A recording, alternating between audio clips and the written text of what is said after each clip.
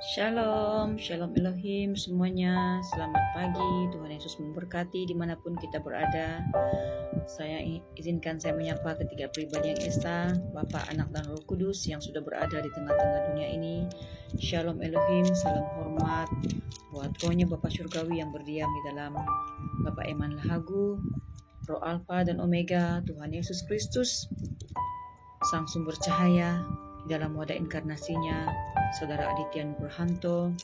Salam hormat penuh cinta kasih kami buat mempelai ilahi Bunda P. Hamdani, Roh Kudus, Roh Kebenaran, Malaikat Mary, Malaikat Kitab Wahyu, Sang Ratu Adil yang sedang menghakimi dunia ini, tiga pribadi yang esa bersama dengan para malaikatnya, orang-orang kudusnya, para nabi, para rasul, para tua-tua, para sahabat, para mempelai, para saksi Tuhan Yesus Kristus dimanapun Anda berada.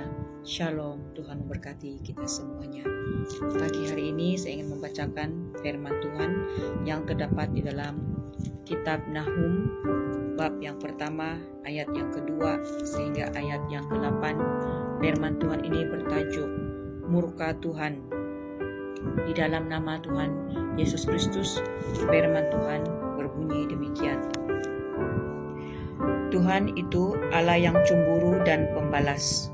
Tuhan itu pembalas dan penuh kehangatan amarah.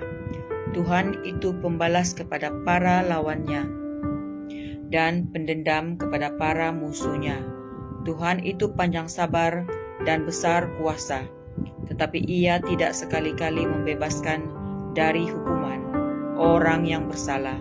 Ia berjalan dalam puting beliung dan badai, dan awan adalah debu kakinya. Ayat yang keempat. Ia menghardik laut dan mengeringkannya, dan segala sungai dijadikannya kering. Basan dan Karmel menjadi merana, dan kembang Libanon menjadi layu. Gunung-gunung gemetar terhadap Dia, dan bukit-bukit mencair. Itu likupasi ya, bukit-bukit mencair. Bumi menjadi sunyi sepi di hadapannya, dunia serta seluruh penduduknya. Siapakah yang tahan berdiri menghadapi geramnya? Dan siapakah yang tahan tegak terhadap murkanya yang bernyala-nyala? Kehangatan amarahnya tercurah seperti api, dan gunung-gunung batu menjadi roboh di hadapannya. Tuhan itu baik. Ia adalah tempat pengungsian pada waktu kesusahan. Ia mengenal orang-orang yang berlindung kepadanya dan menyeberangkan mereka pada waktu banjir. Ia menghabisi sama sekali orang-orang yang bangkit melawan Dia, dan musuhnya dihalaunya ke dalam gelap. Demikianlah pembacaan firman Tuhan yang hidup dan berkuasa.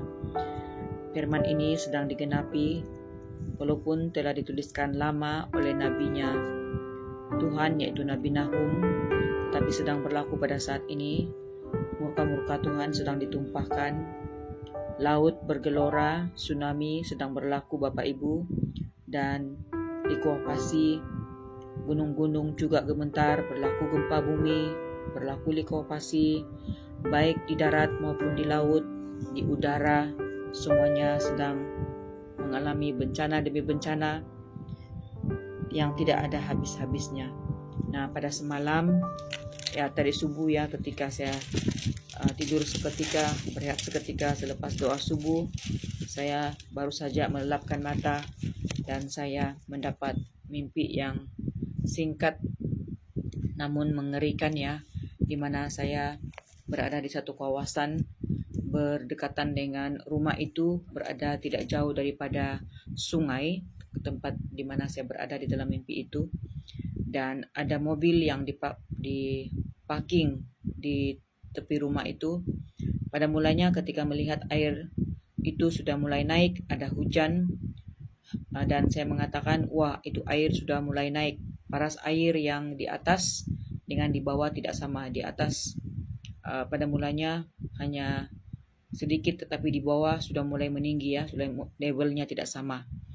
Nah, ketika saya memanggil orang dan memberitahu air mulai naik dan tidak semena-mena dalam seketika itu air itu sangat dahsyat melonjak dengan kecepatan yang cepat, sangat cepat sekali tanpa disangka-sangka, tanpa diduga, dan ramai orang yang terperangkap. Dan saya seterusnya di bawah, tiba-tiba saya berada di kawasan kedai-kedai, sepertinya kedai-kedai yang berada bertingkat ya, juga dimasuki air. Kawasan di dalam kedai itu semuanya penuh dengan air. Dan saya bertanya kepada tuan kedai itu apakah sudah dimatikan listriknya, kabel currentnya.